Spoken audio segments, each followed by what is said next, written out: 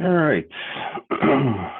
I am going to read the remote script before we get started.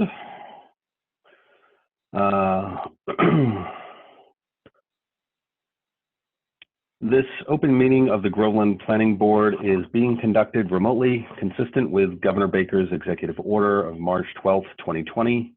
Due to the current state of emergency in the Commonwealth due to the outbreak of COVID-19 virus, in order to mitigate the transmission of the COVID-19 virus, we have been advised and directed by the Commonwealth to suspend public gatherings, and as such, the governor's order suspends the requirement of the open meeting law to have all meetings in a public accessible physical location. Further, all members of the public bodies are allowed and encouraged to participate remotely. For this meeting, the Groveland Planning Zoning Board is convening by video conference via Zoom as posted on the town's website, identifying how the public may join. Please note that this meeting is being recorded and that some attendees are participating by video conference. And with that, I would like to open the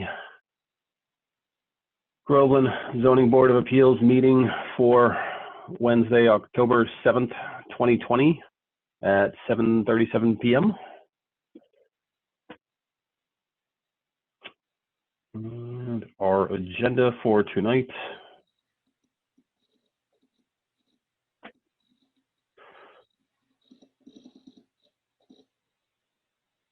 is the continuation of application 2019-3 for Sewell Street, Groveland Realty and Trust LLC, care of William Daly. Request a comprehensive permit pursuant to the provisions of MGL 40B 20-23 and 760 CMR 56 to construct 192 apartment units in 4 residential buildings, a clubhouse with related amenities such as pool and associated access ways, sidewalks, parking, utility, and stormwater infrastructure located in the industrial zone district. I don't believe we have any other stuff on the agenda, so we'll like to make a motion to reopen the public hearing on application 2019-3.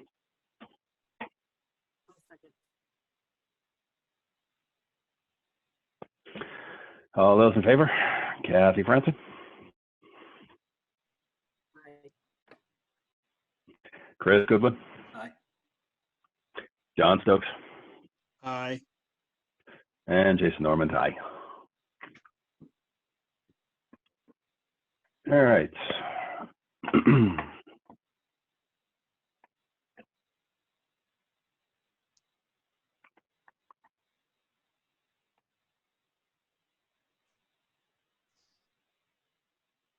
So tonight, we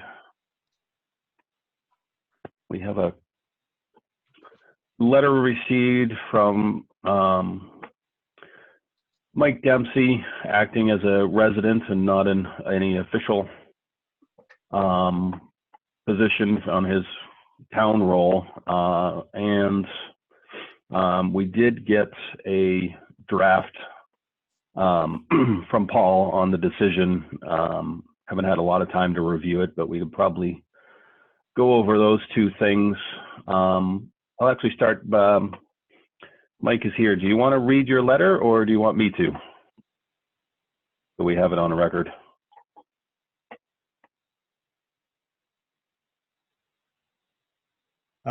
You can, Jason. Okay.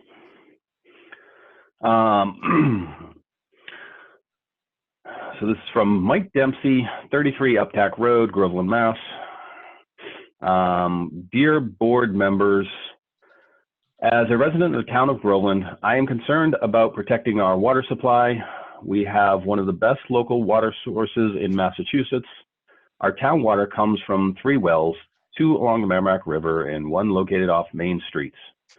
The Main Street well is very productive and draws water from an aquifer that encompasses a large area from Main Street to beyond Center Street. The town invests nearly $6 million to protect this resource in perpetuity. when the purchased 4 land parcels over the aquifer in 2014. The resource is important to all residents who voted overwhelmingly to protect it and make the purchase. The reason we value our water supply is that we remember what happened to our water supply in the 70s and 80s. A local manufacturing company began releasing waste chemicals into the ground in 1973. These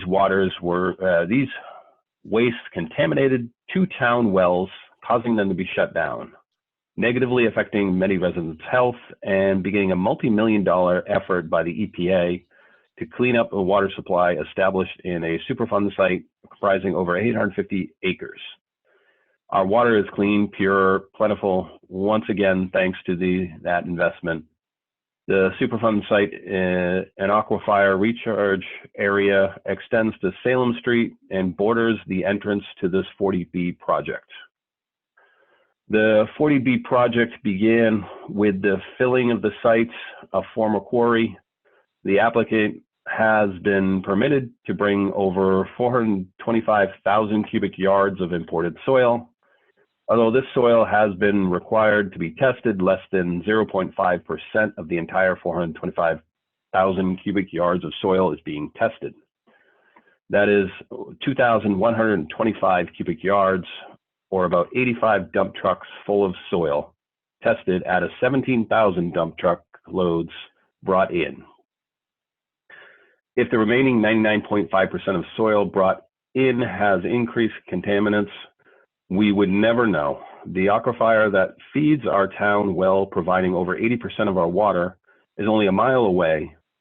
The stream that runs through the property runs directly over the aquifer, providing a direct route for any leaching contaminants to eventually reach our water supply. Once this project is built, there will be no monitoring of runoff or leaching from the site in the 4 test wells on the property mandated by Mass DEP in their permit. The applicant stands to net significant financial gains when the project is completed. He will walk away with no further commitment to the town or protecting its water supply. The town needs to be assured that we do not face another contamination dilemma as we did in 1979. There are 2 simple conditions that you can place on the 40B permit to protect the town and our water supply. Condition 1, the applicant shall test the 4 perimeter wells for leaching or contamination every year for a total of 20 years after the project is completed and provide written copies of the results to the town selectmen within 30 days of that test being conducted. 2, the application shall provide proof of insurance policy completely protecting the town from leaching of contamination from the site to the town's aquifer and wells for a 20-year period. The filling of the quarry and the project to build the apartment buildings on the site are not 2 separate projects. They are inextricably linked. The apartment could not be built on the site without filling it. The quarry is currently being filled, and the applicant recently filed to bring in additional fill. Also, the apartments can be built. These 2 conditions provide the necessary protections from any problems the fill and the resulting apartments buildings may bring to town. I urge your board to take this issue seriously and move to protect the town's water supply from potential contamination from this project. Town residents are relying on your good judgment in this matter. Sincerely, Michael Dempsey. All right.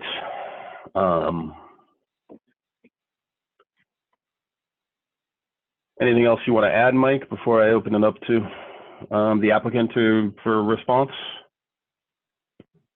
No, thank you. Not right now, Jason. All right, thank you. Do you, Joel or somebody else want to respond? Yeah, we'll let Mr. Tellerman have this first, and then Chip may want to add something afterwards. Jay? Yeah, couple things here. You know, the issues, the concerns he has are concerns that we have too. Obviously, we all want to protect the water. So as to the first condition, few things. First, there's no evidence to indicate a necessary imposition of that condition. But more than that, it's outside of your jurisdiction really to do that. In fact, Bill has approvals from DEP, which do require some monitoring with respect to the wells anyway. So all of that is covered. Bill has an ACO. This is his activities are closely monitored by DEP. So they're taking care of that. As to the second, that's just something that doesn't get imposed. There's no other project that we could think of where that would be a kind of requirement that you would impose, requiring us to insure the town. These things go through massive review and peer review and regulation and oversight. We will have insurance on our own, and we're obviously liable for anything that we do wrong. But providing an insurance policy, insuring the town as an additional insured it's just not something that's usual or called for in this instance. We're an open book about all of our permitting, every single aspect of everything we're doing with respect to water runoff, stormwater management control has multiple redundancies to the review and approval of it, and ensuring the town is as an additional insured is just not within the realm of what would be reasonable here. Chip, before we turn it back over, would you like to add anything? You don't have to, but I'll leave you an opportunity. You're muted, by the way. Mr. Nyland? There he goes. I hit everything that I was going to offer.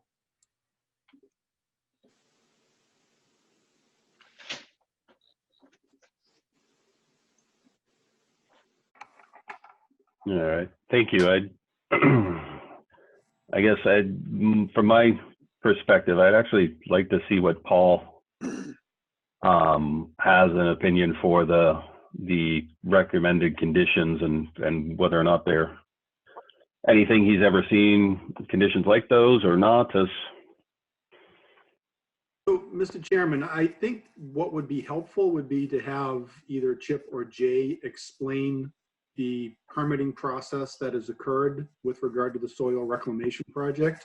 I know that Mr. Dempsey had argued that the two issues are inextricably linked, but from my recollection throughout this process, I don't recall the applicant have ever asked this board for any sort of relief or permission associated with doing the soil reclamation project. I think this is something that was initiated in advance of this process and has been ongoing.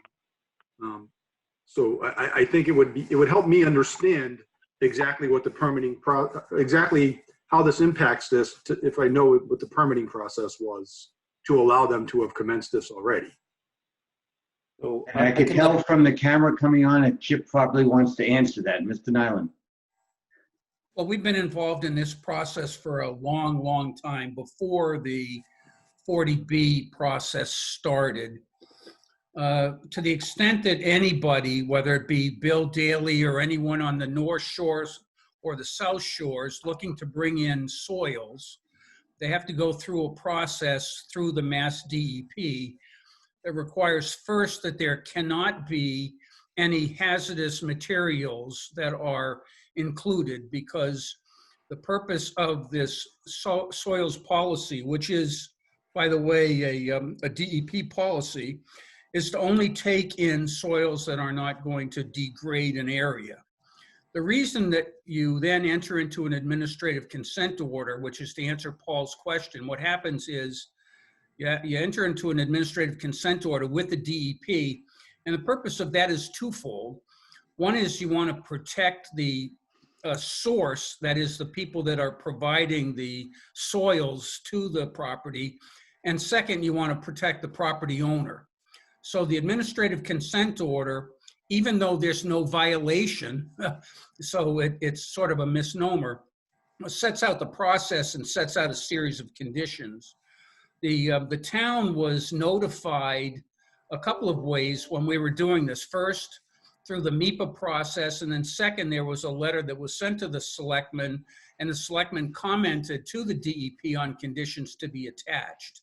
So we proceeded with the first section that Mr. Dempsey referenced, and it requires testing at the source level before it gets to us, and then requires testing when it gets to us on a basis of tonnage, and then there's spot sampling. And all of that goes back and forth between the source, the owner, and the department. So Paul's correct. There is no permit required by the town for bringing this fill in to the property. And so that's why I think Jay stated it very well, that this is not something that's part of the ZBA purview. We've amended the order for purposes of adding some material that's has nothing to do with the construction of the buildings. And it's going to be a down gradient of where the buildings are. So it's not going to be there. So there is a process. We have followed it. We've worked with the department through the administrative consent order and with our source materials, and we're going to continue to follow that, and that's where the regulation is. So I hope I've answered your question. Thanks, Chip. So, Mr. Chairman, if I can clarify, I have some familiarity with these soil reclamation projects. I was involved in one in which there was a town in which the building commissioner issued a determination that the project violated the zoning bylaws. And then there was an appeal to the Zoning Board of Appeals, and the Board of Appeals overturned that determination. If there was some sort of similar circumstance involved here, that there was a claim that this project violated the zoning bylaws, theoretically, the applicant could, as part of this 40B process, ask for a waiver of whatever zoning bylaw provision was applicable, and get it as part of the 40B process. Absent that sort of circumstance, they're not asking the board for any sort of relief. In the Amesbury versus Board of Appeal, the Housing Appeals Committee case, the Supreme Judicial Court held that the Board of Appeals is only allowed to impose conditions that the boards in which they would be stepping into the shoes of would otherwise have the right to impose. So in this circumstance, I'm not sure what would give the board any authority to impose these sort of conditions, because there's no local rule or requirement that would be applicable to support it.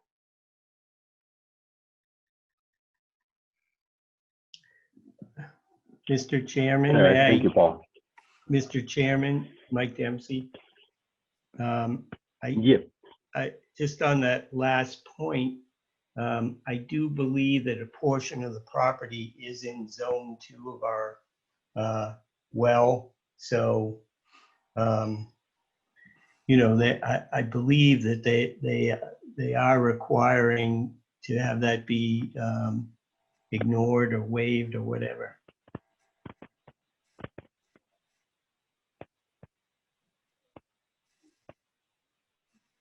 I went through the waiver requests today. I don't recall anything in there about zone 2. I did note, and we'll probably be getting to that a little bit later, that a number of the waiver requests, particularly as they related to the wetlands bylaw and regulations, lack specificity, and then I would like to see specific provisions that they wouldn't be able to comply with called out, so that the board knows exactly what it is granting when it grants waivers. But I don't recall anything having to do with zone 2, but I'll certainly let Chip or Jay chime in and correct me if I'm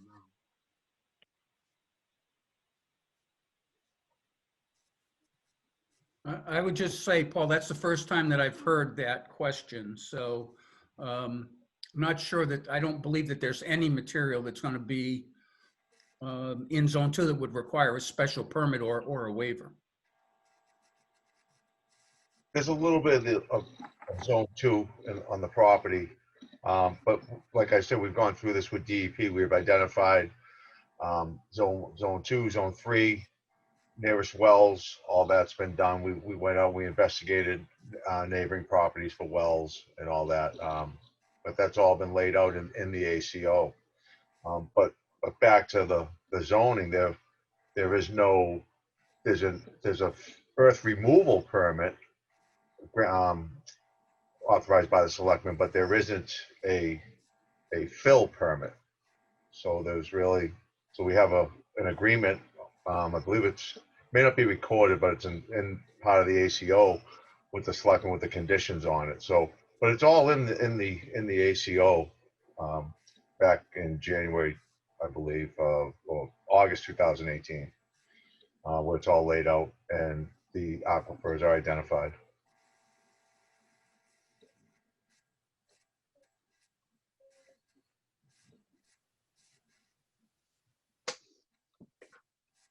That's correct. We haven't requested a waiver at this stage. Kathy, Can I ask you a question? Yeah, I'm sorry. I'm sorry, Attorney Nyland, I didn't hear the last thing you just said. I'm sorry, I was confirming what Paul said, that we have not requested a waiver for placing fill in Zone 2 for purposes of constructing this project. Thank you. Actually, I have a question for Attorney Tollerman. So at the very beginning, you alluded to the fact that there was already some sort of monitoring of the wells already built into the process. I was wondering if you could elaborate on that a little bit. I'm going to defer to either Chip or Bill to describe that process. I had a conversation with Bill about that earlier, so I think either of them could describe it in a little bit more detail. Okay, thank you. Yep, I could take that. So I think you should. Thanks, Bill. DEP is their typical protocol is 2 years after the project. You monitor the wells on a yearly basis. We have 7 wells, not 4. It's a total of 7 wells, all placed where DEP wants them up. A couple of them up above us, and then around the property and down below. So you can grab the water on the way in, on the way out, and in the property. Typically, that you test the wells annually for 2 years after the project. DEP reviewed the selectmen and Mr. Dempsey's letter that was submitted back in May as part of the amendment to the ACO, and we agreed that I'll test the wells for a period of 5 years after the project.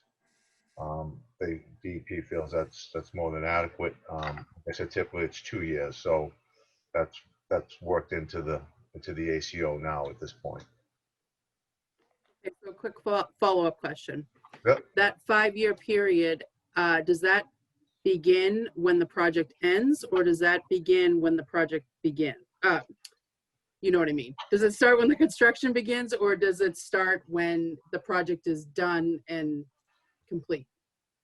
It probably starts when the filling is completed, which will probably be about the same time. I don't know the exact answer if the clock starts when the last occupancy permit is issued, or when no more soil is brought into the site. I would think when no more soil is brought into the site, because if I never built on it, if anything ever happened, it would go by that. I would assume. So I would go by when the soil is stopped. I was just going to say, it's not probably, that is when it's tied, what's tied to is to the soils, Bill, not to the occupancy permits for the construction. Right. So when would you forecast that would be when the soils are done? Is that a year into the project? Is that next week? When would you think that might be? Pending the market in the next year or two. I don't know what the effects of this COVID is going to be in the future, but I'm hoping within the next 2 years, where I can be picky, because this is going to be a long process. I like it to go simultaneously with the building. So it gives me the opportunity to be picky with what jobs I'd like to take in. But I think 2 years is reasonable. Within so 2 years from now, the soil should be done. Well, 'cause I think my concern is, because I think you would know during construction. So let's say you brought in a lot of fill already. I could see that just driving by, right? So there's a lot of fill there. So if that were to run off now, right, and before 2 years from when your soils are done and all of that, I'm just wondering if it might be an opportunity to get a jump on it. If there is if there is an issue, you'd rather probably find out this year than 2 years from now when it's so big you can't fix it. You know, I You still know what I'm test. saying? I still test as all this is going on. I've already done 3. The wells. Yeah, three well tests. So, you know, for each well so far. We started with 4, now I have 7. So, oh yeah, no, I'm still required to test my wells. It's not like it's not like I don't test them at all until I'm done. I test them annually, and then I continue to test them after I'm So, done. okay, and so then when you're done bringing in the soil, it would continue for 5 years beyond that. Correct. And just for the record, what you're seeing when you drive by, that's actually the hill that was out of eyesight, knocked down and pushed over. So what you see that's just a cut fill type thing. That's all natural. So we lessened that. We took that hill down 25 feet. Well, I know throughout the project, so let's say the Yeah. last few years you brought in fill and all that. Cool. That's what I meant. Yeah. I just thank you for the clarification. I appreciate that. You're welcome. Could I just add one quick point to round that discussion out? If in the event something is discovered during that monitoring, we don't wait until we're finished in order to respond to that. There's a process at DEP that if there's an exceedance, if we are in excess of what's allowed, then we have to start taking immediate actions. So I would hope so. Yes. we're required by law to do that.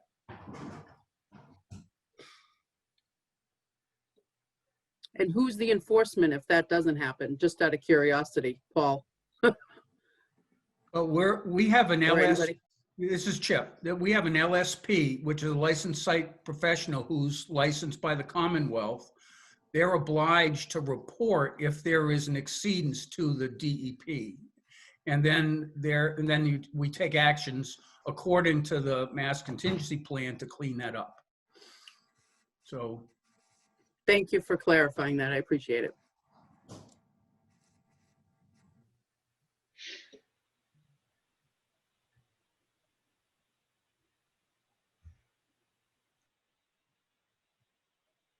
Anything else from the board or Has, on that? has there ever been, now that the state is, making you go through these hoops as far as bringing in fill and having it tested, has there ever been, or do you know of a catastrophic failure on a site where they just brought in so much stuff and that, changed the whole site? Do you folks know of that? Or is that, I'm asking you if the system's working through the state, that where you're bringing in the fill and you only have to test 1% or less than 1% of. Let me give you an example of that. I'm town council in the town of Uxbridge, and we had a soil reclamation project that went significantly awry.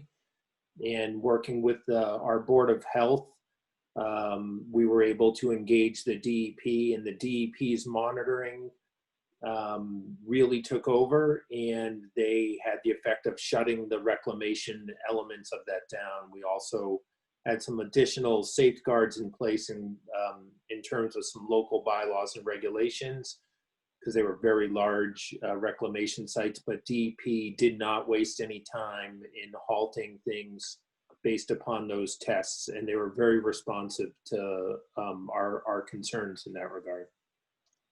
I'd like to add, just so I know it seems small amount of testing of actual soil being tested, 1 test per 500 cubic yards.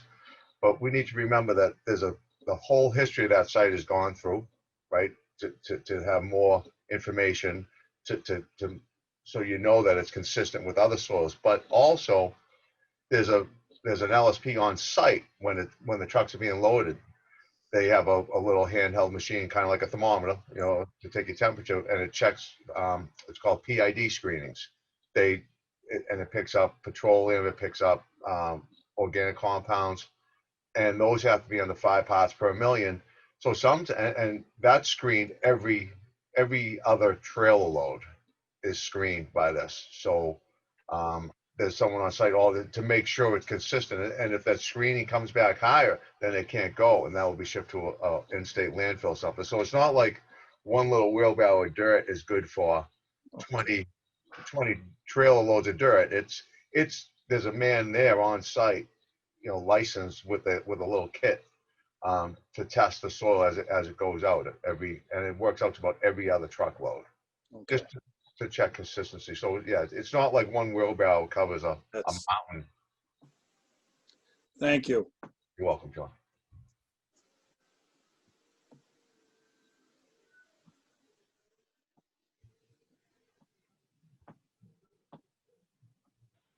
All right.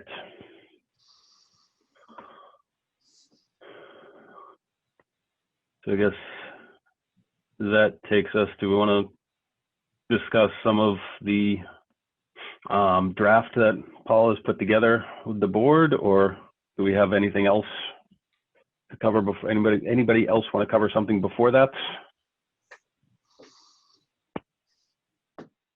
Kathy, I know one of the things you wanted to do is to go back and look at your notes throughout all this. Did anything of concern that you cropped up you want to talk about? Well, I definitely went through my notes. It took, I feel like, months to go through it all, but you guys kept me very busy.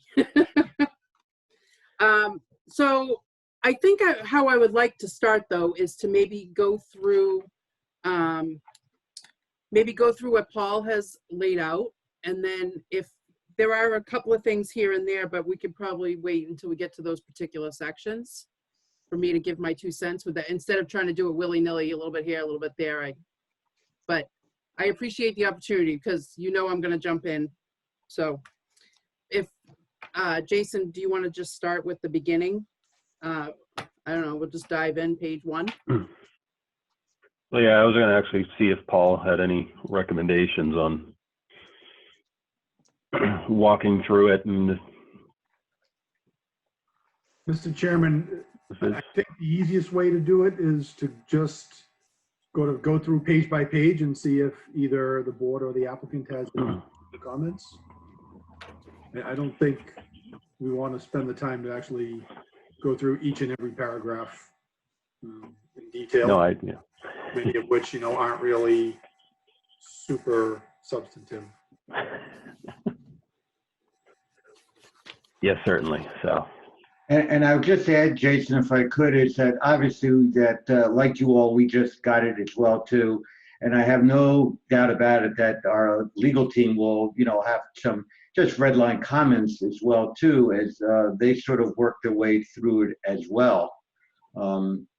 Which again, I'm happy to start that process today, but it does not necessarily preclude the fact that some of that will take a little time for even our team to put together.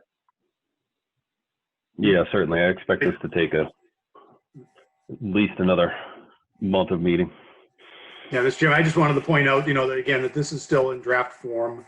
It presupposes that there are, very specific conditions that board members may introduce. I'm not looking at anyone other than Kathy. Hey, don't pick on me, but yes, I will.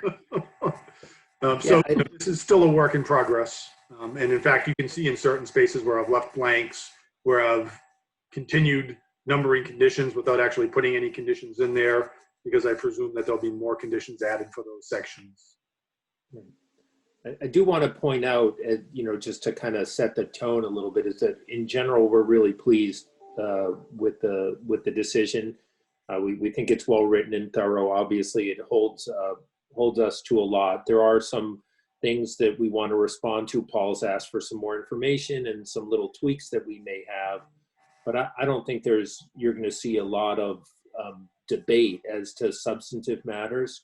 I think we're interested in seeing how you come out on the unit count issue. I think the board, we're happy to provide some input there, but by and large, I think most of our comments are going to amount to more housekeeping than anything else. You're not going to see a lot of pushback, maybe some minor things here and there, just on the way they may work practically, but nothing on the big ticket items. Again, we still want to see what happens with the unit count, but I think we're going to be able to resolve any discrepancies, answer any questions to your all satisfaction. Gotta be careful about what you say before I'm ready. I'm just teasing. I'm just kidding. All right. So let's just start with each of the major sections, and then my guess is few of these will be very quick. Some of them we might get bogged down in for a while, but let's see how far we can get. And obviously, again, we'll probably have to go back through these once we've had more time to digest them and run them through the legal channels. Starting with section 1, the procedural history. So obviously, Questions, comments? you'll need to fill in information, regarding the dates of the hearings, and can't quite fill in when the hearing closed because it hasn't yet. The only comment I had was on number 6, where it says 148 units. The revised application was 144 units. I think it was confusing in the letter because they said they were decreasing them by 48 to 144. So I just want to make that change.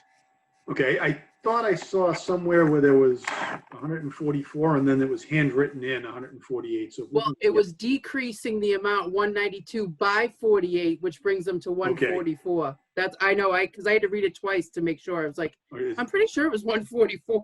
It was, Kathy. And Yeah, I reread it again because I was like, that we'll is make right. that So it change. should be 144. correct.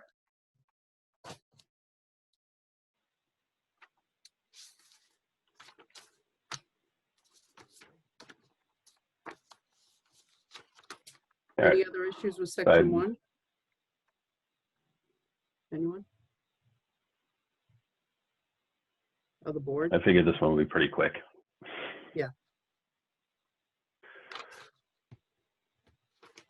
Want to go to All section right. 2?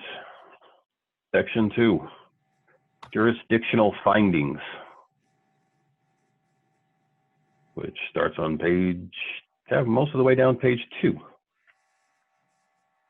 For those following along at home.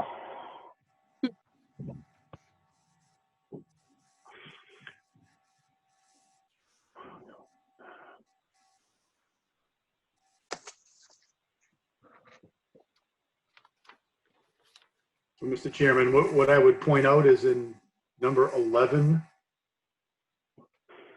in subsection F, I addressed the large project safe harbor question. So just point out that as originally submitted, it would have triggered the large project safe harbor, and that the board has complied with the requirements for notification to the applicant regarding that issue.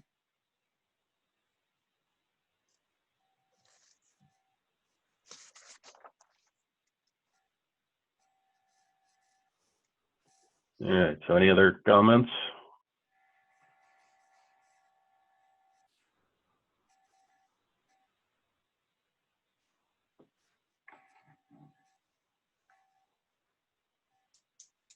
All right. Should be done in no time. Section 3, factual findings. On page, what page is this? 4.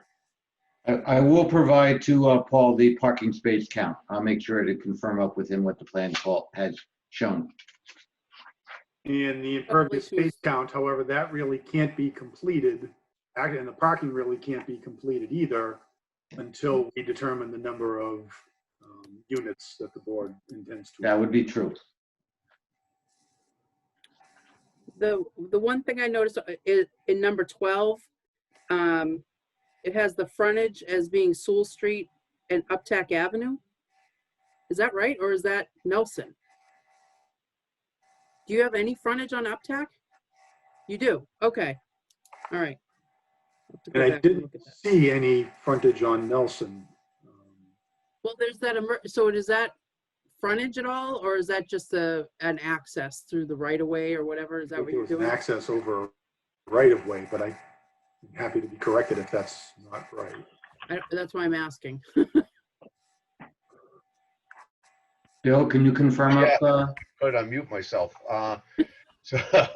So, yeah, we do have frontage on Uptack because there's lots over there, but there is frontage on Nelson. If I had to guess, I have a 300-foot lot on the west side and then some more out. Probably, yeah, I probably have 700 feet of frontage on Nelson also. Paul, I'll make sure you get a plan that depicts that so you can make sure you reference it correctly.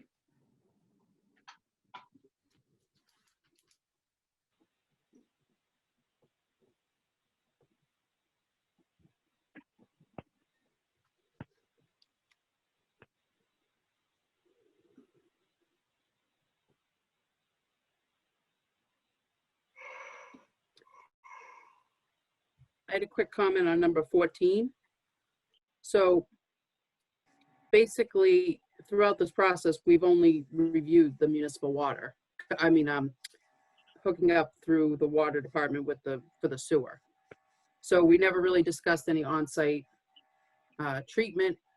So I guess I would just want to be clear in is that would have to happen, I think, in order for that would have to stay in as a condition, because we haven't reviewed anything else. So if you decide, let's say whatever happens, it doesn't work out and you have to do on-site treatment, I think that's a substantial change that would need to come back for review. Am I correct, Paul? That would qualify? Kathy, that's exactly how I was looking at it when I drafted this, because it did seem that there was some uncertainty as to whether this was going to be a sewer connection or a wastewater treatment facility. But it looked like the commitment was to go forward with a connection to the sewer system. So the way I would look at this is if they do choose to change to an on-site wastewater treatment facility, that would require them to come back to the board under 760 CMR 56.0511, at which point the board would have to make a determination as to whether or not the proposed change is substantial or insubstantial. I don't think you need to make that determination at this stage, and I don't think you could bind yourself for a future iteration of this board if and when that did happen by deciding now. And I apologize, this was my fault last time for even implying. We are intending to hook up to sewer, and we understand Paul's statement just now regarding if there was a change.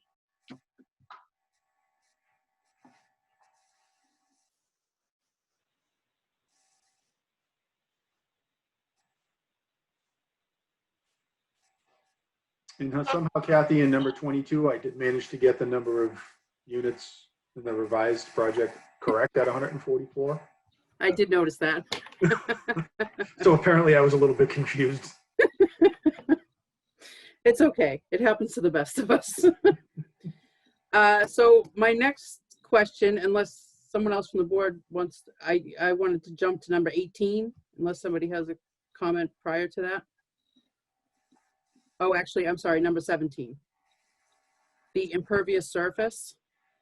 Does anyone know what the actual percentage is, the final? Let's say based on the 192 unit plan, what that would be, that percentage? I'd have to go back and look, Kathy. It was part of the plan set and included as a note. I just don't remember the number off the top of my head. I just can't get my hands around it, but. I was trying to find it too. I Yeah, thought somebody would be might know. helpful to get that number for both the 144 unit and the 192 unit so that the board can actually consider those impacts as part of its decision-making process. I don't think we've developed in the effort to go forward the full modification of what 144 would look like, Paul. So that in itself creates a challenge. We've been looking and sort of proceeding on an assumption that we'd analyze everything at 192 and then come back to deal with this issue. So if the board ultimately votes otherwise, we will have to go in again, calculate that and fill it out because we need to modify the final plan that would be submitted. Well, at minimum, I think you can eliminate, the footprint of one of the structures. I think that's how you got from 192 to 144. If you will accept for the time being an approximate, I will get that number and circulate it to Rebecca. I'm looking on the title sheet of the drawings that are on the website, the town website. It looks like impervious area is about 15%. 15. Yes, 14.9. And that's for the 192 unit project? Yes, Correct. yes, and for the frontage, it looks like I have about 1,600 feet total of frontage. Nelson? It's gonna count it all, Kathy, Oh, okay. so, Bill, I know there was some discussion around the fire access around the building, particularly the rear building. Was that going to be impervious, or was that going to be something else just for the truck to drive on? I can't really remember if that was included in that or not. so how that works out, the gravel is the same as hot top in that situation, so it doesn't, it's gonna be impervious regardless. Mhm. We don't want the fire truck to fall over. No, we definitely don't want that. They could be a little Do heavy. not want that bill. Yeah, right. But I do know there's a lot of ways to put in certain materials that'll be Yeah, classified differently. we looked at that. I think no matter what you do, it still comes back impervious, even if it's gravel. So maybe the grass pavers may be an option, but But for I'd points, also like to point out that we almost meet this project. It's not your typical 40B from what I see out there. There's a ton of room here when you look at those numbers and the coverages, and we almost meet the PUD requirements for in town. The 4 units per acre. I think we're under 5 units per acre. So it's not a dense project at all if you start really breaking it down in that regards. I didn't think 14.9 is lower than I thought it was, so. Yeah. The next one I had a question on is number 18. Did we ever get a landscape plan? I know it was talked about in the engineering, but I don't recall ever seeing one. I went back to the plans I had. I couldn't find any landscaping plan. I don't think I have a full landscape plan yet. Okay, that's what I was asking. I'm like, maybe I missed it, but in all the different revisions, but okay.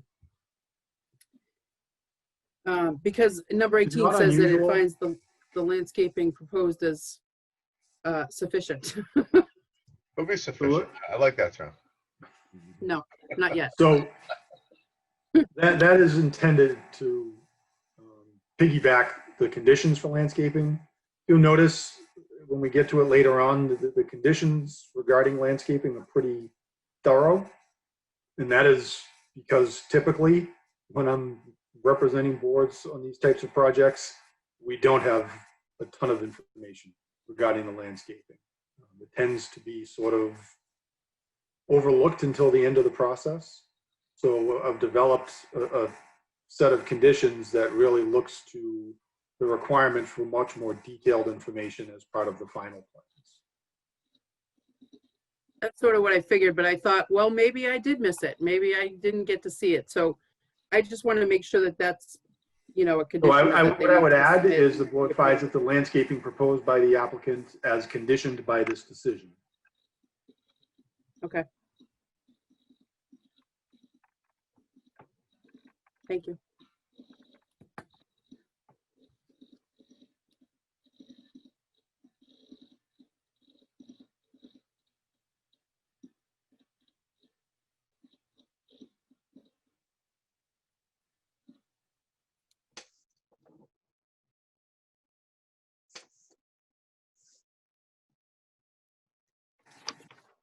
Anybody else?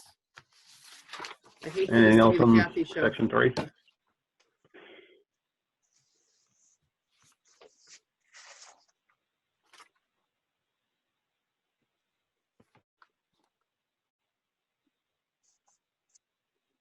I'm all set with section 3. All Anybody? right, let's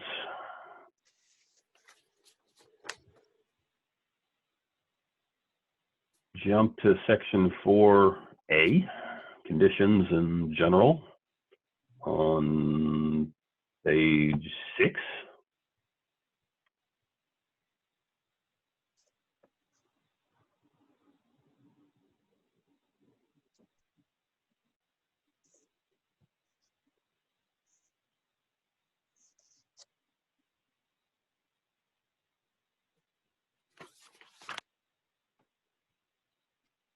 So you'll see in conditions A4 and A5, again, just the blanks in there until we determine the number of units or the number of parking spaces.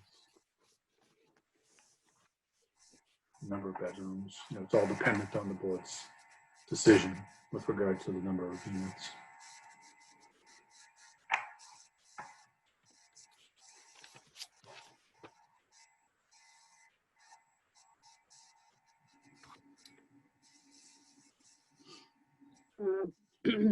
I had a question about A10.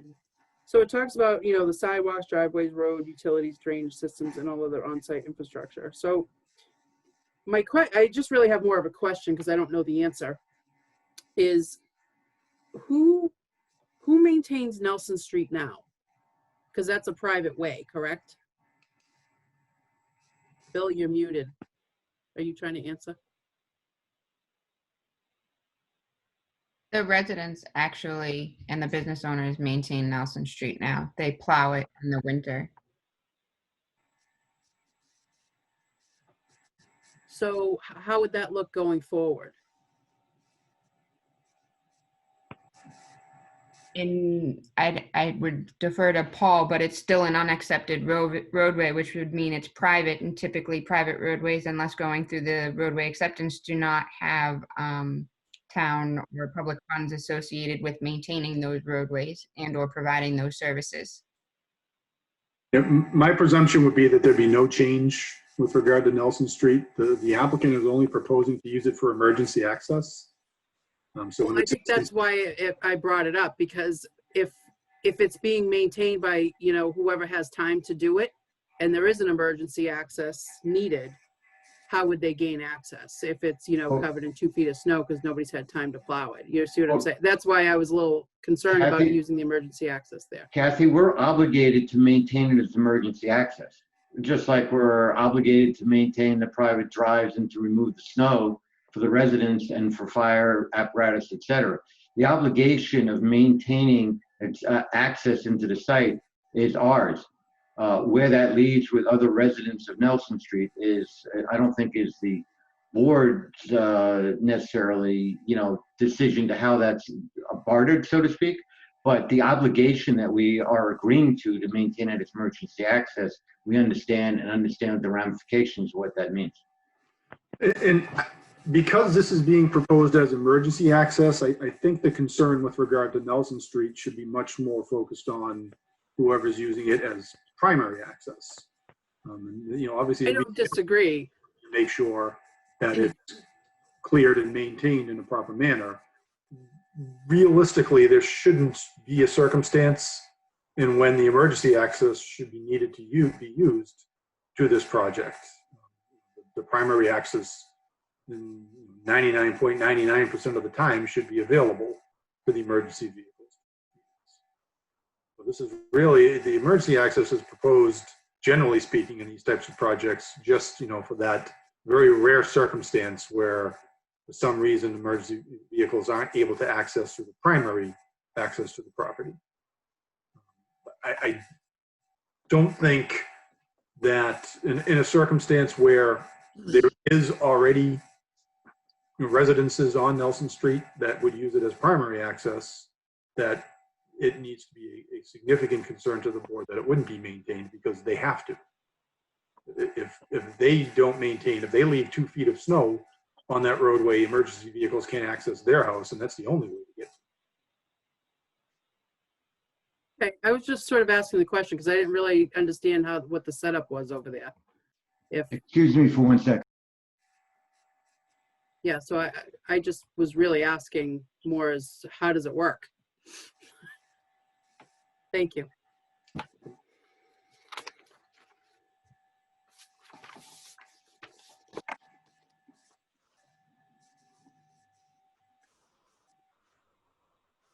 Anything else from the board, or? Moving on You to. ready to move on to? Affordability. Are we going to save A4 and for later, or? Yep.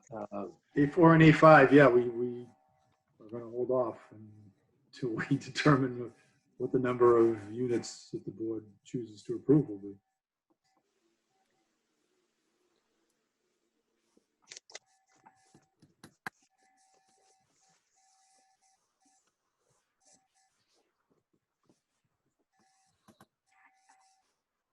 So does anybody on the board have issues with B1 or B2 or B3? You good with those? What is your issue with B4? I started reviewing that as well as soon as she said that. Can we go back to A7 for a second?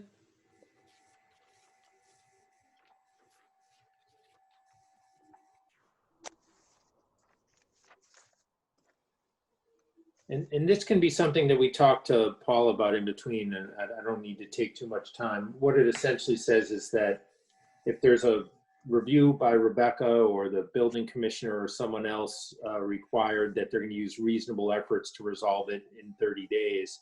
And we anticipate that they will, but that is pretty open-ended, and I don't mind the reasonable efforts, but at some point, whether it's 45 or 60 days, if it's just laying out there and there's not I don't want to call it a consequence, but there's not some kind of constructive or deemed approved of some minor approval we're seeking, if for some reason it slips between the cracks. I'm just wondering if we can beef that up. I have no quarrel with the reasonable efforts thing, but it still leaves a gap there if for some reason something falls through the cracks.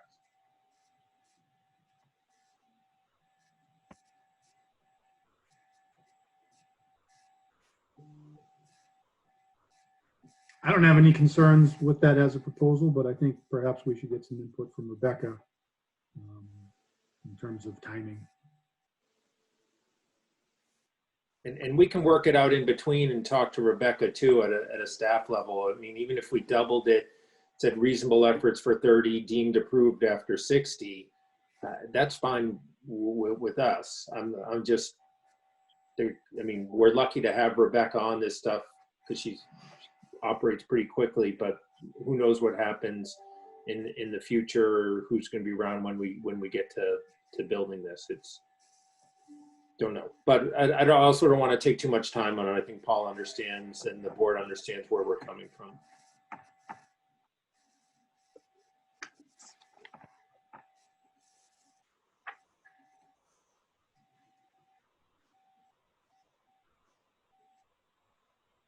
Rebecca might chime in, but maybe she stepped away. Well, why don't we just make it a to-do item in between Kathy and rest of the members of the board? I don't feel the need to resolve it tonight.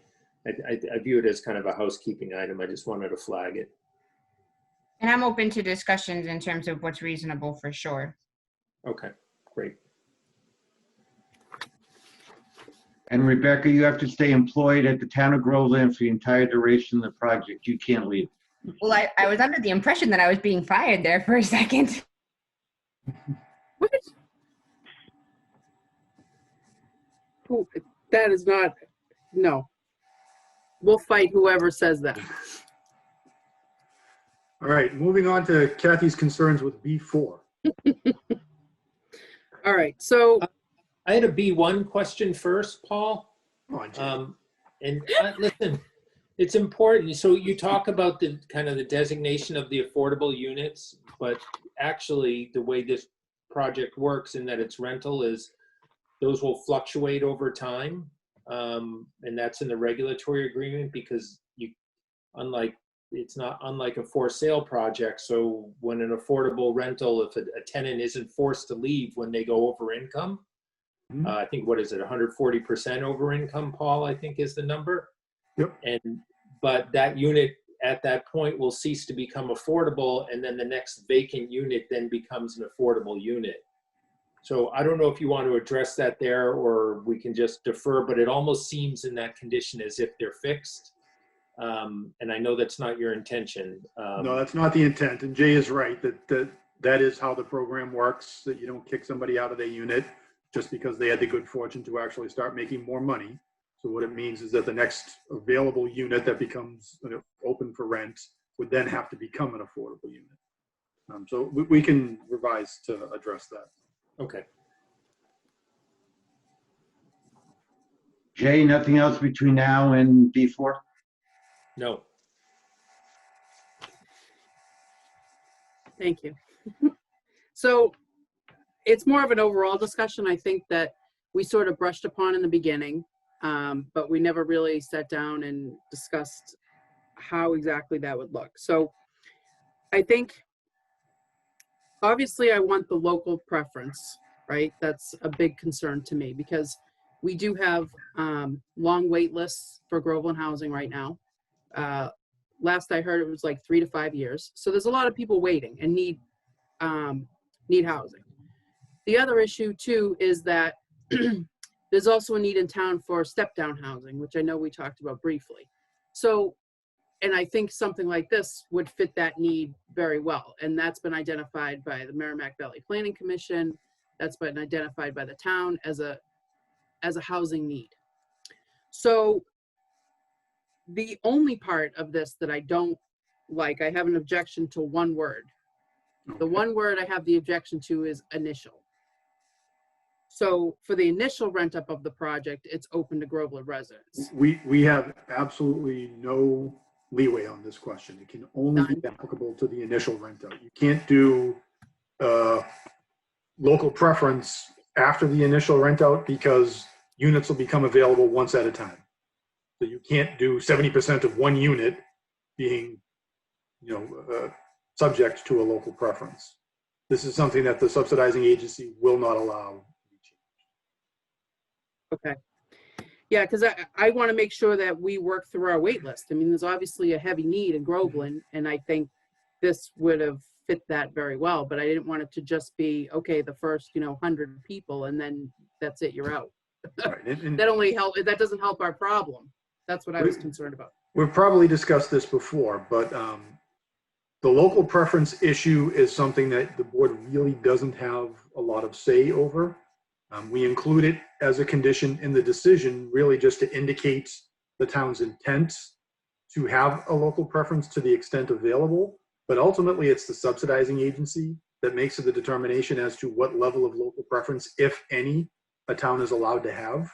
And you're going to be required to actually provide evidence to the subsidizing agency of the need for that local preference. In this instance, it sounds like it's going to be pretty simple.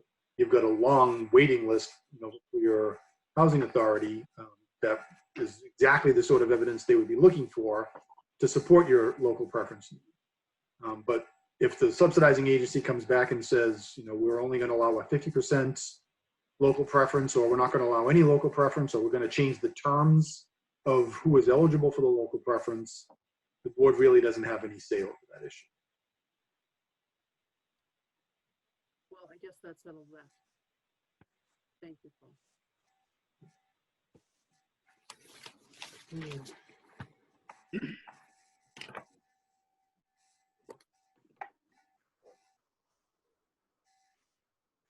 That's it for B.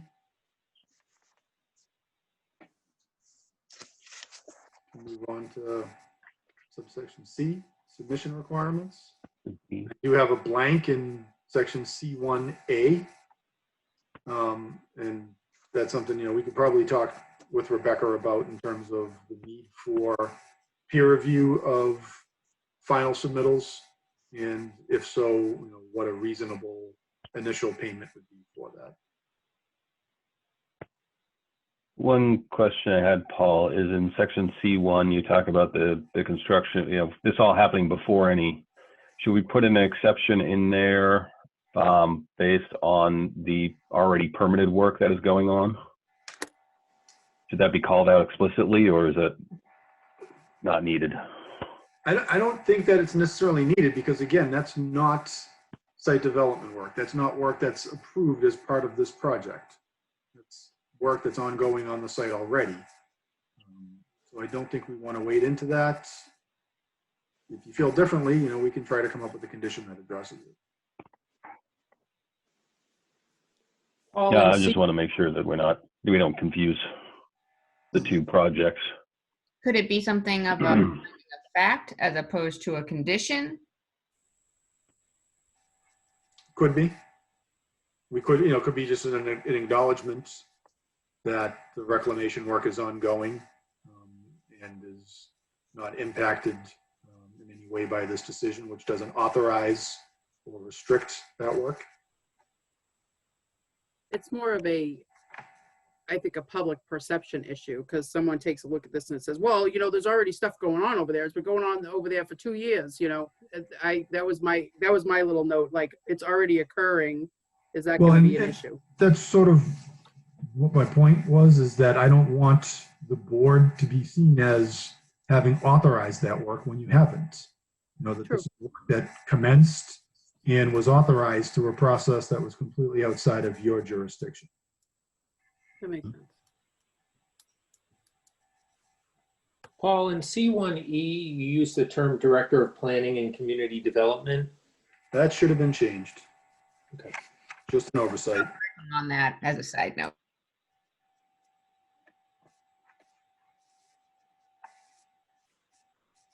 Thought I caught all of those. Can we go back to C1A for a minute with the blank? So, Rebecca, what do you think would be an appropriate number given what you think may need to happen for final plan review?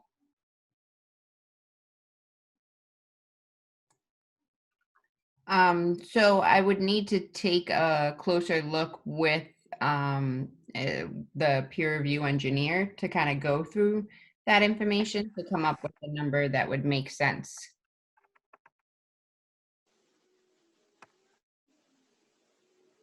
And just to add a note in there is that, you know, we, during the process, you know, spent a great deal of time advancing plans. And while I'm not going to proclaim that they were 100%, we got into rim details, elevation details, spots. So I would think, and Rebecca, I would assume that you're thinking the same way, that you'll go back to the same peer review consultant who really was intimately involved with that process. That's correct, Joel. Usually that's what we do for other projects as well, as we give the applicant a choice of firms that they'd like to choose from. But it is important to the process to have that open communication with them, especially when it comes to construction, because then we can go through that process and they have a personal knowledge of everything that was discussed during the design phases.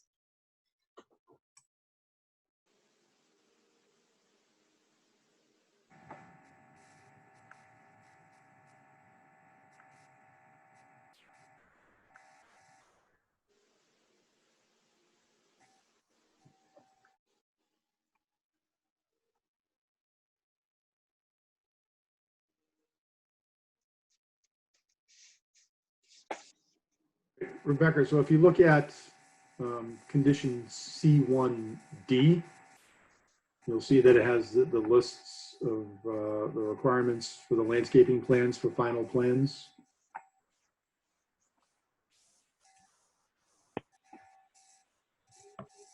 Yes.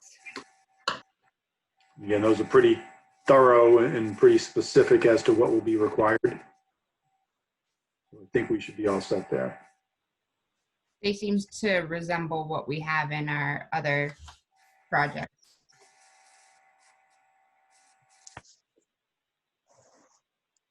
And Paul gets to add landscape architect as part of his added qualifications.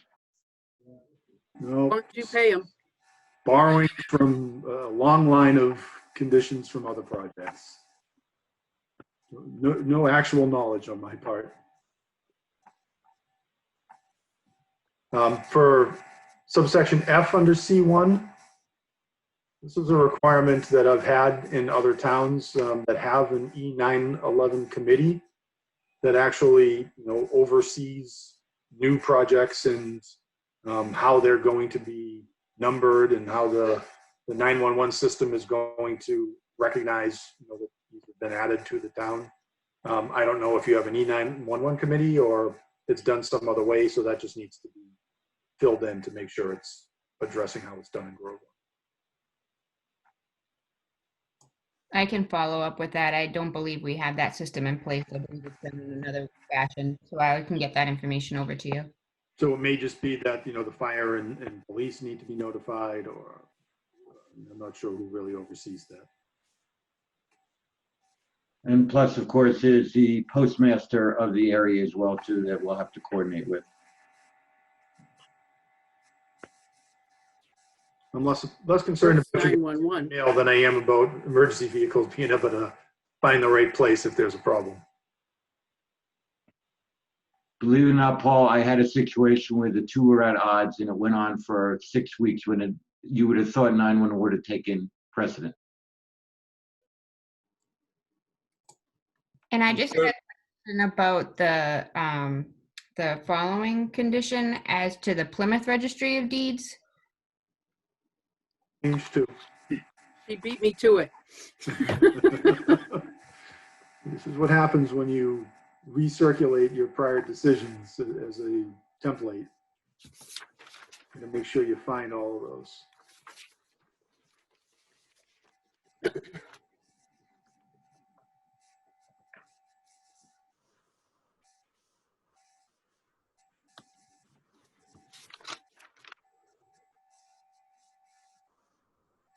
Jay, you had a concern about C1E?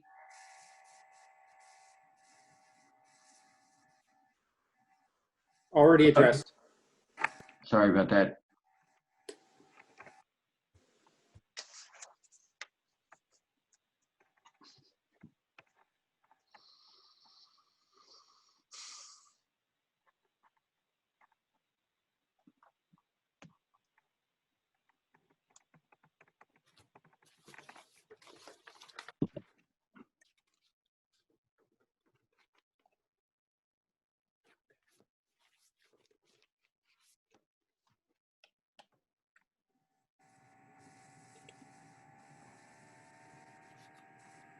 Any other questions from anybody on section C?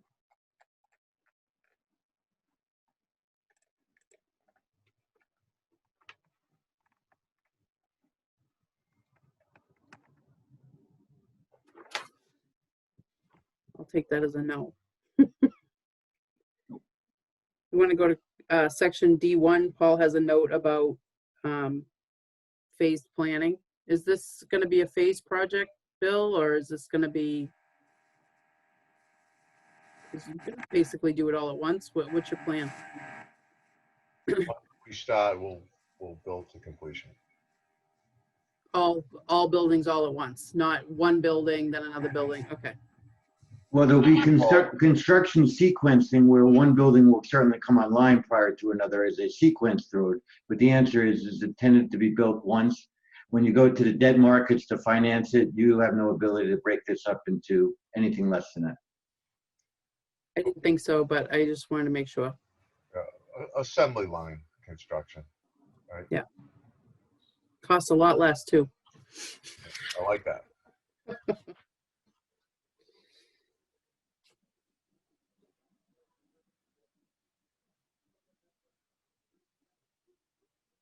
Any questions on H5?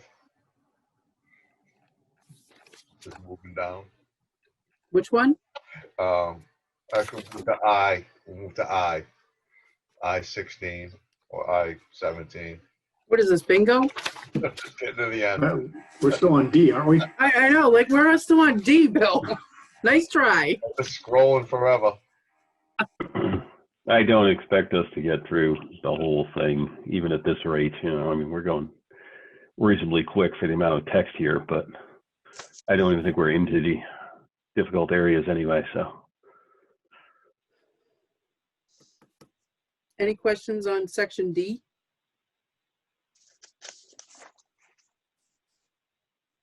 Nope.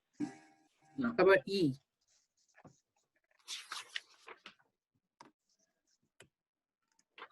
I had a quick question on E1. It's more for Paul, actually. There's like a pre-construction meeting. Mm-hmm. Don't you attend that as well? No, I don't attend that. Aren't there some meetings that you do attend after this process is over, though? After this process, after you guys issue your decision, I'm gone. Okay, I thought I heard you But say you my, would my attend something. contract with MHP expires once the board issues its decision. You may have town council involved. I don't think that's strictly necessary. I'm not really sure what value they would add to the process unless a legal question came up. And if it did, it could always be referred to them.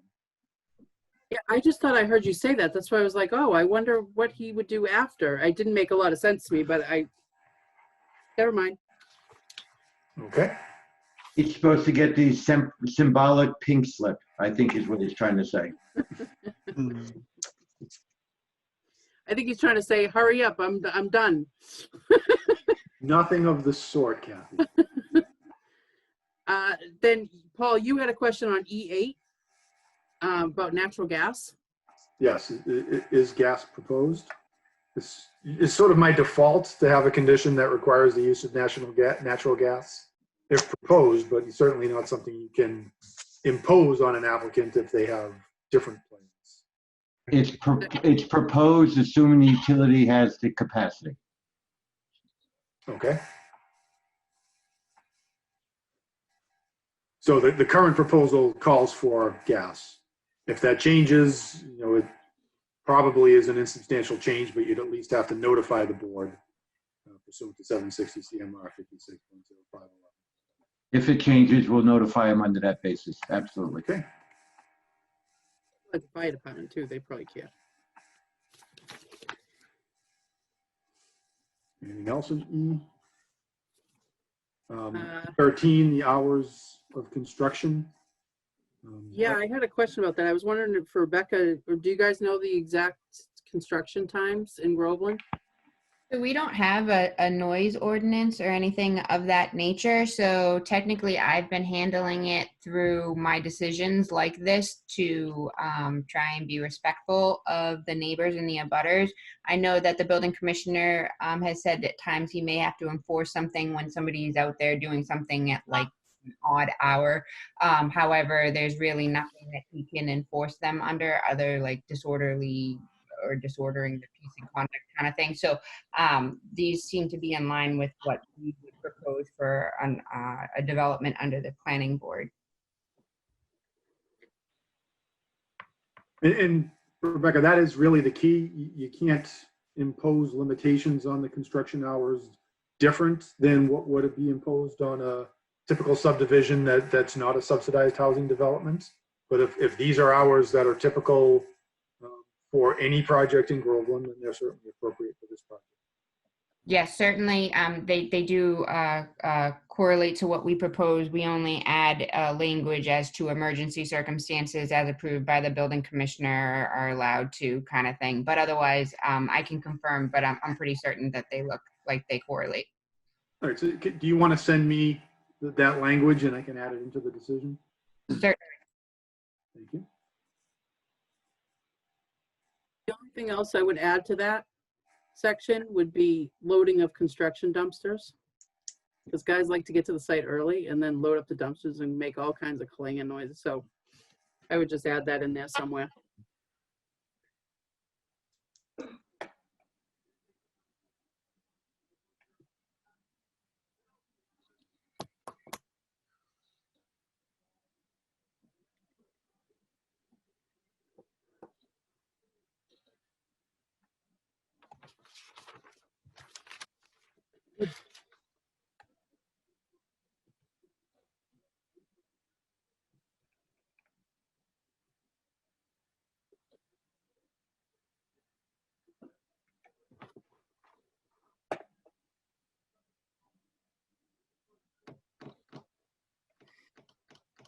Anything else in E?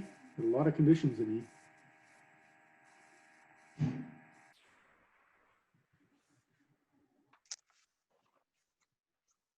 I actually thought they were all really good. I did have one question, but I think we answered it earlier, so that's good. Okay. Move on to F.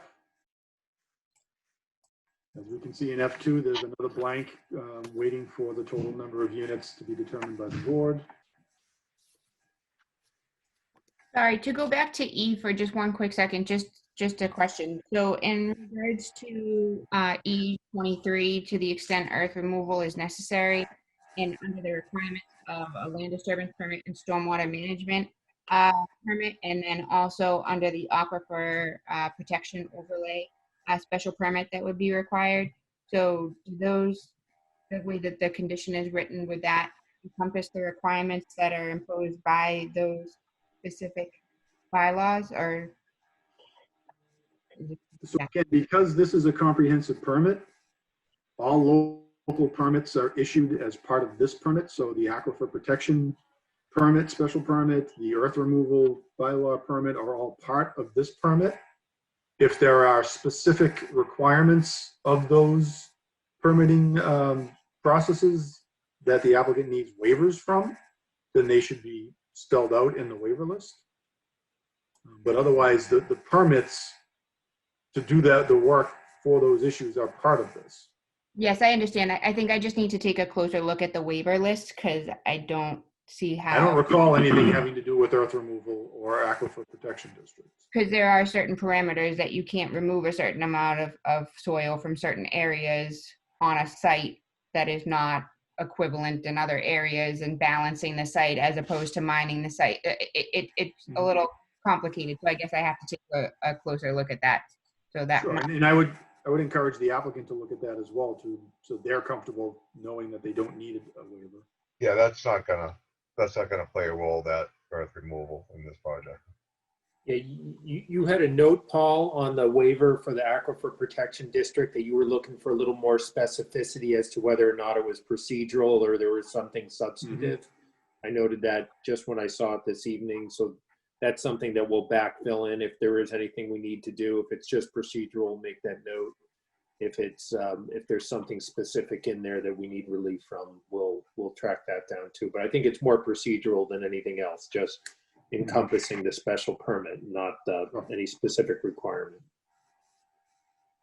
Yes, my apologies. I need to look further into the waiver list and take a look at our local bylaw. Okay. I'm just wondering if this is a good point to kind of cut it off for the evening. I'm sure we'll have probably jump back through a few of these as more people get their eyes through the whole document. Thoughts? That certainly is okay from our standpoint. I know for a period of time we had spaced out meetings as there was much homework to do. I would hope at this point that we can meet on a regular basis as we work through this remaining part of this agreement and any further discussions that are needed. Yeah, that's certainly another thing we'll need to discuss, because I believe we have another item on the agenda for the November 4th meeting.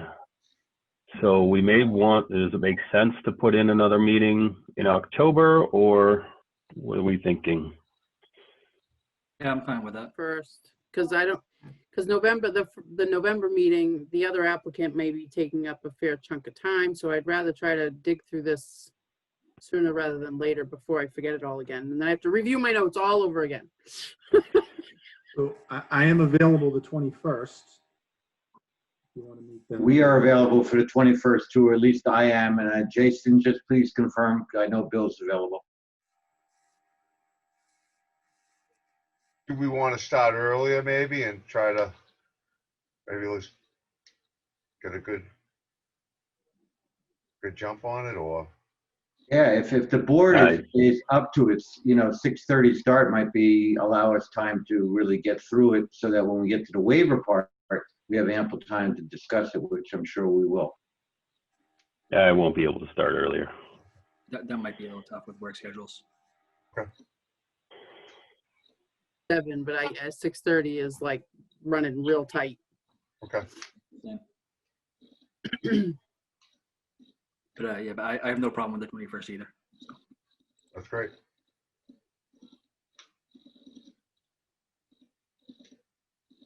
Check with John since he's back. 21st is okay.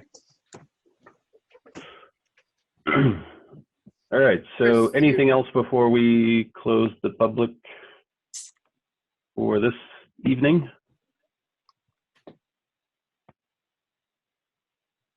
You mean continue? Not closing the public hearing. Continue, yes. We're Not close. not closing public. Continue. We're continuing. We've worn him down after whatever number of months we've had. He's getting worn. How many months has it been? I don't even know. 74. So you'll all just have to live in suspense to hear the rest of my comments. And if anybody does have additional suggested conditions, they certainly can send them to Rebecca to send to me between now and the next meeting, and I can actually get a updated draft ready, and you can be ready to discuss them that night.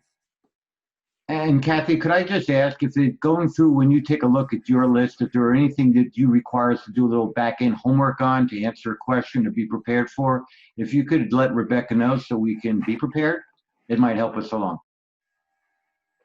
Okay. One other So thing I wanted there to, is one item, so I'll give it to Rebecca, but there's one that might require a little more digging. And that was, I'll just give you a heads up what it is. So it was about the sightline easement with Greenwood Auto Body. I know it was discussed early on. I don't know if it was ever revisited, but that was one on my list. It actually goes right into our next section, which is traffic safety. Right, so that's why I'm thinking, because we're gonna jump right into that first thing. So if there's any developments in that area, that would be helpful right when we first begin. Excellent. We'll be prepared. Thank you. one other thing I wanted to just bring up with the board before we continue the public discussion is the plan for deciding on the units. When do we want to vote on that? I was hoping to go through the conditions first of what we have. And then I think because for me, it was sort of like putting the cart before the horse. So I think we have to kind of define what the decision is, and then we can see if that fits into either one of them. Do you see what I'm saying? Like, that's why I was trying to do it this way. Yeah, I'm just Because wondering how many of the, if there's conditions we're not going to even be able to, well, I mean, the most of them are pretty well spelled out by a percentage or whatever, but there might be some conditions we can't finalize until we have a decision. Or Well, there definitely I will be get that, and that's- conditions, we can't finalize any of them, and a lot of them until we have a decision. It's just a question of whether or not that's going to be a chicken and the egg problem. I don't Well, have a it's up problem. to you. You're the chair. If you want to put it up for a vote, or if you want to wait until next week or our next meeting, it's up, whatever you want to do. Just wondering what everybody thinks would be a good time frame to do that in. So, Mr. Chair, as I had noted earlier, I think one of the pieces of information we're still waiting on is the impervious area and the difference between as originally proposed and what the reduced number of units would be. I think that's pertinent information for the board to take into consideration. We won't have that information tonight. And I don't think at this stage, not having the decision tonight doesn't really hamstring me at all in terms of continuing to move forward on revising the draft decision. So I think this is something that can wait until your next meeting.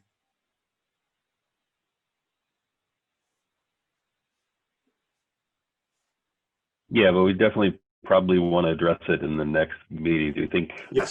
basically, I'm wondering if the board has any specific concerns that we don't be able to cover from that perspective. If there's anything in particular that anybody has any thoughts on right now that would delay that even further than that, because if we do run long on the 4th, that's going to push it into holiday period too, so. No, I think I would just like to plan to have a vote on that in the next meeting on the 21st, unless there's some reason to hold back. no, I think we make it a point to run through it the next meeting. I think that would be good, as far as I'm concerned.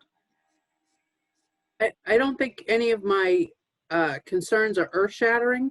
So most of mine pertain to the traffic, which we're going to jump into next. But it was the Greenwood Auto Body easement, and then the sightline easement, excuse me. And then also the other question I have is about the traffic signal and the crosswalk and how that's going to lay out.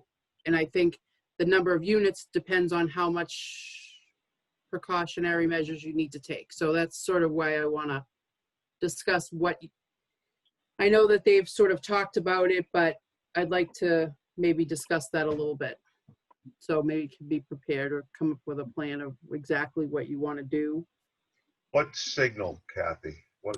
Well, we were talking about when you come out to the end of Sewell Street, right? There was going to be like a crosswalk and maybe some advanced signaling to let people know there's people in the crosswalk. And we were talking about like the bus stop area. And so my biggest concern is safety, right? I want to make sure that people can cross safely on people when those people are speeding by. I just want to make sure that there's plenty of advance notice to people coming down the road that there is a crosswalk and it's active. There are ways that you could do that are pretty easy. Like, I don't know if you've seen the ones that are like by the trail, the rail trails. They just sort of, hey, someone's in the crosswalk, something like that. Yeah, and that was part of the peer review recommendation too, right? Right, and so I just wanted to sort of touch back on that because that is a concern of mine because I do see people speeding up and down that road, and honestly, I've been one of them. Okay, so I just want to make sure that now that they're going to have kids and people walking, you're going to have a lot of people on site who maybe want to go for a walk across the street. I just want to make sure that we handle that the right way. I don't want anything bad to happen there. That's all. Well, I know we did have a robust discussion, and we had Heather, our traffic consultant, who also you asked a lot of questions pertaining with it. Kathy, would it be helpful if we asked Heather to join us? I don't mean to then get you to have a peer review consultant. Is there anything more that she can add in any way to help? Because we did discuss it, and she talked about the various signage. I know we had that discussion, and specifically for it. Is there anything in that would be helpful? Well, I don't necessarily think we have to have her come in and all that. I think if you guys just explain exactly what it is you're going to do, and then we make it a condition. So this is why it's coming up now, because I want to make sure it's in the conditions and exactly how it's going to be handled and addressed.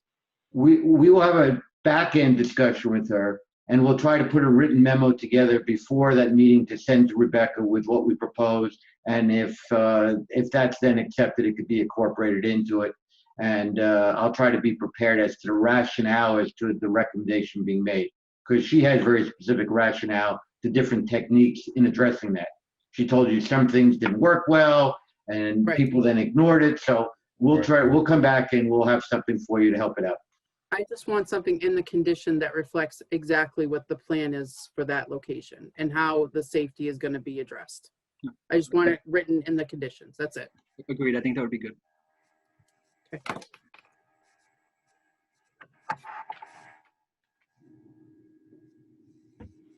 All right. So with that, I would like to make a motion to continue the public hearing for application 2019-3 until October 21st at 7:30 p.m. Second. All those in favor? Kathy Franson? Aye. Chris Goodwin? Aye. John Stokes? Aye. And Jason Normand, aye. All right.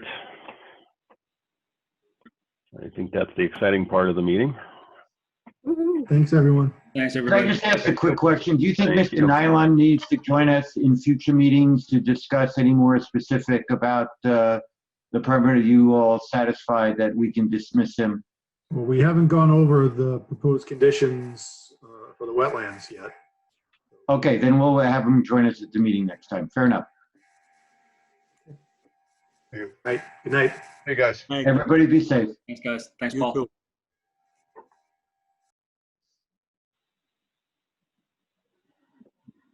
Alone at last.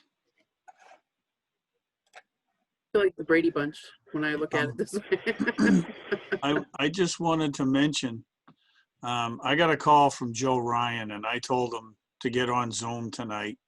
He had some questions about the land and I said, Joe, I think the lawyers already talked about this from both sides. And he was complaining about lots going back to, years and years ago, like 1938 or something. I said, Joe, I said, the lawyers have met and I think you need to get on Zoom and get on the meeting or write a letter. And he said, I can't get on the meetings. My computer's broken. I said, well, you need to get another computer. I Well, you said, can phone in too. You can phone in on a phone okay, well, and listen. I think he may have called Rebecca also. He called me just because I knew him from the general store years ago. We're not friends or anything like that, but I told him, I said, Joe, if you have a problem with your land or whatever you think it is, you need to get an attorney and, solve it that way. I said, as a member of the board, there's not much I can do about that. I said, some pretty high profile attorneys have already discussed all this on both sides. So I said, I think you're at the point where you need a lawyer. And I have spoken to Joe Ryan as well, and I informed him that Amy had taken the information that he had provided about the site control and about Wilson Street, and that they had determined that that it appears that they do. However, it is not the jurisdiction of the Zoning Board of Appeals to decide that, and that would be something that it would be conditioned and the state would need to confirm. And I had also talked to Joe about specifically the soil reclamation process. And again, as we discussed this evening, whether or not that falls under the jurisdiction of the Zoning Board of Appeals or the Board of Selectmen. So if there is concerns about the activities that are taking place out on site today, that is really not something for the Zoning Board of Appeals to decide unless they feel as though there has been a violation of the local bylaw, as we had discussed with Paul. However, he was more than welcome to write in about that or phone in or to join the meeting. But he decided that he did not want to do that. So I had him to get in contact with the Board of Selectmen to work that out. And then also he had spoken to me about the cell tower that was permitted on his property way back when.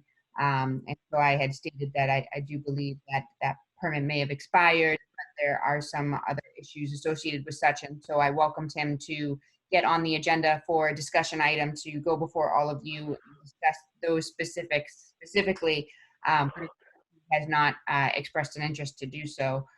So I have tried to accommodate every single call, every single drop-in that he has made.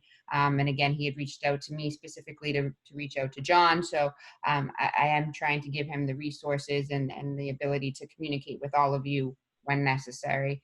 He just hasn't taken it to that second step.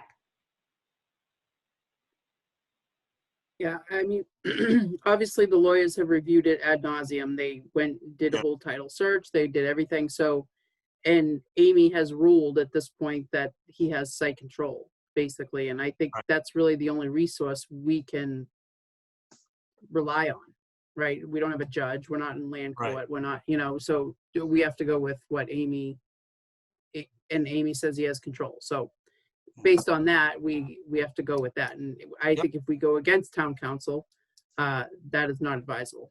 Yep. So, however, I do agree with you that if he is really worried about it, then he should hire his own attorney to address it. That's what I told him. Yeah. And let his attorney do the title search. And if there is an issue, then they can bring it up then. Yep. So. I just wanted to let everybody know that it was on the up and up. And Yeah. But but if anybody else is contacted, he can attend by phone. He can dial in on a regular phone and just listen to what's going on. I've done that in other meetings where I didn't have a laptop or a camera or whatever, and that works fine too. So, but I think people think because they don't have a computer, they can't do it. Yeah. So.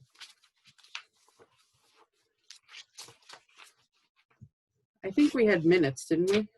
Yeah. Yes. I think I lost them somewhere in this pile of mess, but I don't recall having any issues with them. Did anyone else? Not really with the minutes, but just a question came up from the minutes. I saw that you noted that Matthew Guy was absent. Since we have a new application for the November 4th meeting, will he be joining us for that meeting? I'm not too Very sure. good question. I think that he's reached out to me on a few occasions to ask when we would be meeting in person. So I think that he is more so inclined to start participating once we are meeting in person. I haven't heard from him since. I do include him in all of the correspondence that goes out to the board. I can follow up with him and get a better understanding of what, if you have plans to attend, and let the board know whether or not we will have our 5th member on the next meeting, and if not, the November meeting for that new application. I think it would be a good place for him to start. That's what I was thinking too. I mean, not to put it on you at all, Rebecca, but just more curiosity when he plans to start joining us. No, of course, definitely. I will inquire again and give him an update, since I did send him off that email today to see whether or not there's something that that he would be interested in. And like you said, starting off the process with a brand new application and getting to know the process and things of that nature, for sure. Yeah, it would certainly be nice to have him here, although 301 is not exactly a brand new application. Yes. A bit of history there too. Oh, So. but he could attend just to sort of observe what's happening, so that he doesn't have to actually like vote if he doesn't feel like he wants to or anything. Because I think my first meeting, I didn't want to do anything. I'm like, I just want to listen. Like, don't ask me any questions. Like, let me just observe, Yeah, So if he's waiting till we're in person again, it might be a while. So. well, that's the other thing. So I think he's got to get on and start doing, just Yeah. at least paying attention. Yeah. Figure, and you can learn a lot just by watching. Exactly. Can I ask a question about that application? Are we on a time thing with that? When he got voted down the last time, does he have a 2-year wait? He only has a 2-year wait if it's for the same application. So he is able to make an application for something that's not what he originally applied for. So the restaurant was what he applied for the last time. So he cannot go for a restaurant for 2 years. The prior one was the small retail. So he wouldn't be able to go. Well, actually, I thought he withdrew without. No. So he was denied for the small retail. So he wouldn't be able to come back before the Zoning Board of Appeals with a small retail. But this is for a use that's not explicitly stated in the table of use chart. So it's a bit different than what you typically hear. So it's not an allowed use. But it's not allowed anywhere in town, basically, because it's not stated anywhere. So it's the way that So they're it's up for debate. Yeah, the way that they're describing the use as a personal use for the hobby shop, repair shop, etc., and explicitly stating personal is not explicitly stated in table 4.5, and under the footnote 1, it states that if it's not explicitly stated in the table, then it is not allowed. So it's not very straightforward, but yet kind of. So my question was about that. Does Sam have any history with this? Would it make sense to include Sam, or did he just issue the letter because he knew it didn't comply? So we can certainly include Sam on this, because Sam was actually the one that posted the building, because they had occupied the building without the permits necessary in order to perform such operation. Since it's not an allowed use and it's not explicitly stated, they didn't go through the process of seeking a variance from the Zoning Board of Appeals to utilize the building. They had started to utilize the building. It was called to Sam's attention that they were utilizing the building, and therefore Sam went and posted the building, stating that no occupancy of that building can take place until there's some building corrections done from a building code standpoint, and then also per the use that they were using it as, that they go through the proper channels of getting the permits necessary in order to utilize such. So I can certainly ask Sam to be present at the meeting if he's available. I think that would be helpful because Mm. we don't know what's the last we heard of it was a restaurant. So I don't really know anything since then. So it would be helpful for a little bit of context, I guess. Certainly, I can ask him to be involved, but that leads me to the one question that I had for you all is that as I write the legal notice, since the application has been submitted, so the next meeting would take us to the November 4th, which I believe in terms of the statutory regulations, we're still okay because the election day is on the 3rd, not the 4th. And I still think that we can get our notice requirements done without including that particular day and whatnot. But the legal notice I have drafted mentions it being a remote meeting. So being regardless of remote participation, so that they do know that we're still under the emergency order of the governor and that all participation would be through Zoom, phone calls, or correspondence written to myself. So as part of the legal notice, I add my email where they can find the logon information for the meeting, etc. So I wanted to make sure that the board was still on board with that, not that the Board of Selectmen has opened town hall to the public, but still.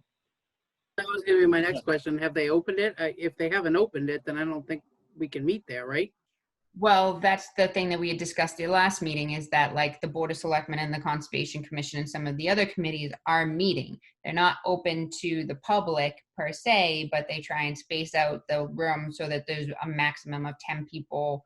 And then they have the coordination with the cable gentleman who records it live. And then I would still have it Zoom, but you wouldn't see anybody on Zoom. We would just have the microphone. It's a very, very complicated process when you have a lot of public involvement as opposed to some of these other committees that don't have as much public involvement. But there is a way that other boards and committees are meeting in person, and they are allowing an applicant to be before them, but again, limiting the number.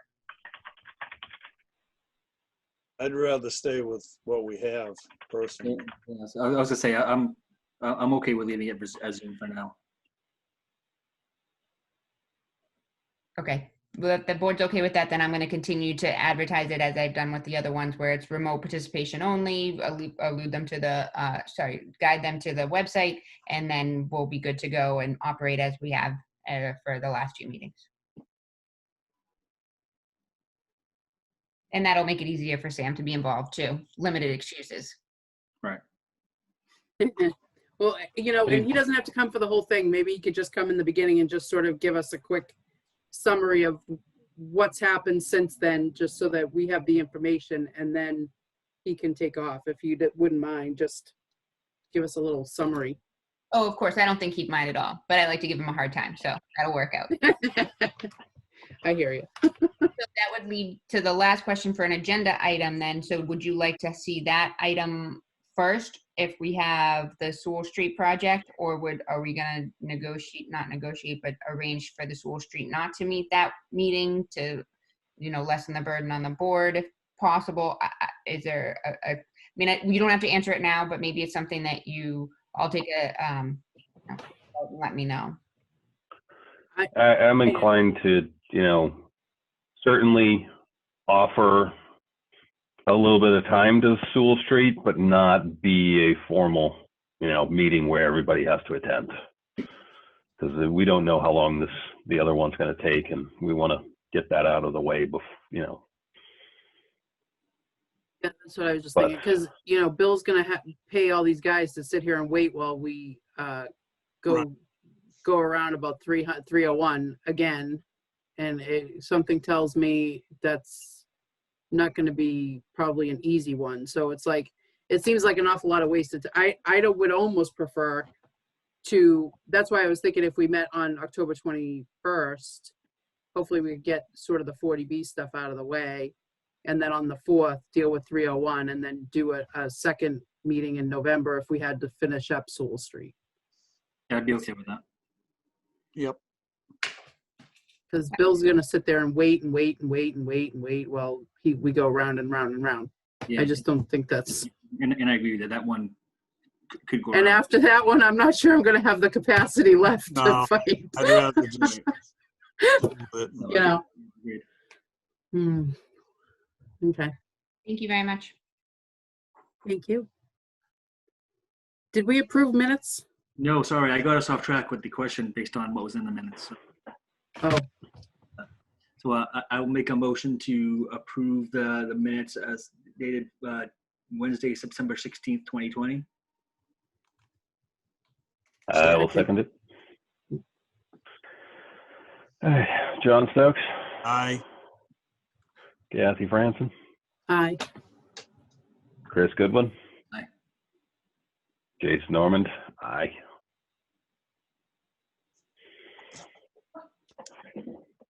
That's it, right? Nothing else? We're all done? I'll make a motion to adjourn at 9:26 PM. Seconded. All those in favor? Aye. John, Kathy, Chris. Aye. And I think that's enough. Aye. Good night, everyone. Stay healthy, everybody. You too. Thank you. Thanks. Thanks, Bye. Rick.